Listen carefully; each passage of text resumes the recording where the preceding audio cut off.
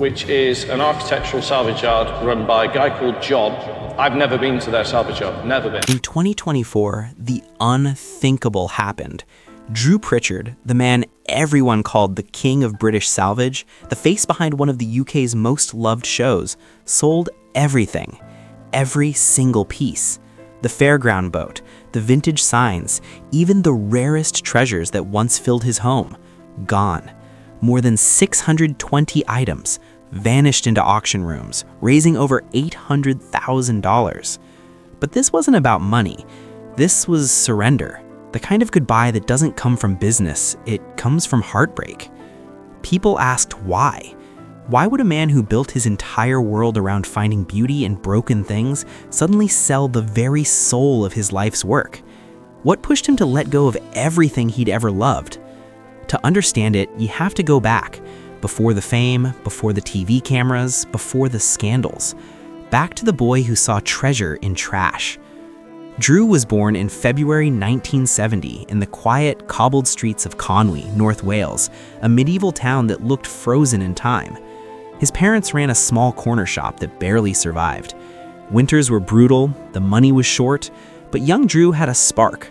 While other kids played with toys, he dug through scrapyards. By age 8, he had collected hundreds of bottle caps and used them like currency at school. Neighbors thought he was odd, the weird kid obsessed with junk.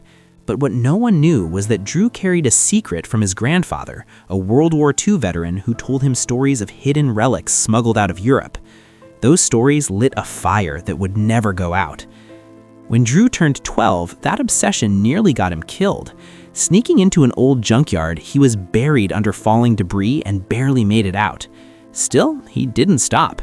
He was already restoring broken toys, fixing bikes from the neighbor's trash, turning scraps into something worth selling. By the time he was a teenager, he'd made hundreds of dollars. Not bad for a kid who grew up with almost nothing. His father was a sign writer, an artist who painted pub signs by hand with gold leaf. Watching him work taught Drew something powerful, that old things could live again if you gave them love and skill. But there was a cost. The toxic paints destroyed his father's health, leaving his hands shaking. That pain stuck with Drew. It showed him that beauty often comes with scars. School was rough. Drew wasn't good at academics. Nobody knew he had dyslexia, so teachers called him lazy. But when he picked up a pencil to draw, it was magic. He won art prizes, painted decaying Victorian buildings, and dreamed of bringing their lost beauty back to life. He spent his teenage years exploring abandoned mills, falling through rotten floors, getting injured, all for the thrill of discovering history. By 15, he was already working in a car restoration shop, earning $2 an hour. He learned how to weld, fix engines, and restore classic Jaguars. The burns and scars on his hands, they were proof of how far he'd go for his craft. By 17, he was making more money than most adults in town. But he didn't realize the garage he worked for was running illegal deals. When the police raided it, Drew walked away for good. Still, he had learned something priceless. Restoration wasn't just a job, it was in his blood. Then came the find that changed everything. A forgotten Victorian gas lamp, buried in rust and filth. Drew paid a few pounds for it and turned it into something beautiful. It sold in days. That's when he realized he wasn't just restoring objects, he was resurrecting history. By his early 20s, Drew was crossing borders in a rusty van, hunting treasures across France, Belgium, and Norway. He didn't speak a word of French, but somehow he'd charm people into selling rare furniture for a fraction of its worth. Customs officers questioned him at the borders, but Drew's passion always got him through. He was addicted to the chase, the thrill of finding what others overlooked. By 1993, he'd opened his first antique shop in North Wales. The place was tiny, the roof leaked, and he barely had enough stock. But something about that shop felt special. People could sense Drew's fire, the way he talked about every piece like it had a soul. And slowly, his name started to spread. But with success came danger. In 1997, thieves broke in and stole half of his collection. Silver candlesticks, brass fittings, even rare shipyard relics. All gone. The heartbreak nearly crushed him.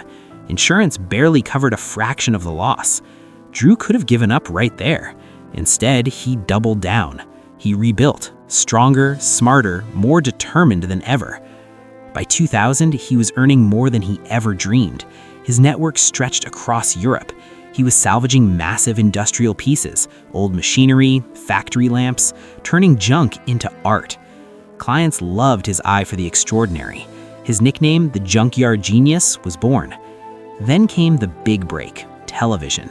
In 2011, Salvage Hunters aired on Quest TV, and overnight, Drew Pritchard became a star. People loved his passion, his humor, his knack for seeing beauty in decay. He wasn't just buying antiques, he was saving history, one deal at a time. The show exploded. Millions watched him travel the country, crawling through crumbling estates, haggling in barns, finding forgotten masterpieces buried in dust. Every episode was a glimpse into a world where the past refused to die. But behind the camera, life wasn't as polished. Fame brought pressure, and pressure brought cracks. His marriage to Rebecca, his longtime partner in business and in life, began to crumble. They had built everything together, a business, a family, a brand. They were the power couple of antiques. But fame changes people. Distance grew. Drew was on the road constantly, chasing deals, chasing validation, chasing escape. And then came the rumors. An affair, then another, and another. In 2017, it all blew up. Drew was punched in a pub by a man whose wife he'd been seeing. Glass shattered, headlines exploded. Within days, he was banned from over 40 pubs across North Wales. His reputation took a massive hit. The scandal wasn't just tabloid gossip, it was personal collapse live for the world to see. Rebecca filed for divorce. They split everything, even the chapel they had turned into a dream home. It was over. 19 years gone in court papers and silence. Drew's empire stood, but his foundation was gone. He moved to Bath, trying to rebuild from the ashes, but the hits kept coming. Renovations fell apart, costs skyrocketed. He spent over $300,000 fixing a home that refused to be saved. Like his life, it was falling apart piece by piece. In 2021, he tried to revive the magic, reopening a small store, reconnecting with fans, even writing a book. But something inside him had changed. The fire that once made him unstoppable was fading. By 2022, he closed his antique shop for good. The same shop that had brought joy to thousands, the same space where he built his legacy. Gone. And then came the auction. In 2024, Drew did the unthinkable. He sold it all. Every lamp, every sign, every piece of his history. It wasn't business, it was emotional surrender. For a man who said, "I live for the hunt was over. When he looked at those objects, he didn't see money. He saw memories, old friends from a life that had become too heavy to carry. He once said, "I've spent my life finding beauty in broken things." But maybe in the end, Drew Pritchard wasn't just talking about antiques. Maybe he was talking about himself. The kid from North Wales who built an empire from nothing, who turned junk into gold, who lost it all and still stood back up, one last time. He didn't sell his collection for money. He sold it to let go of the ghosts. And when the final gavel fell,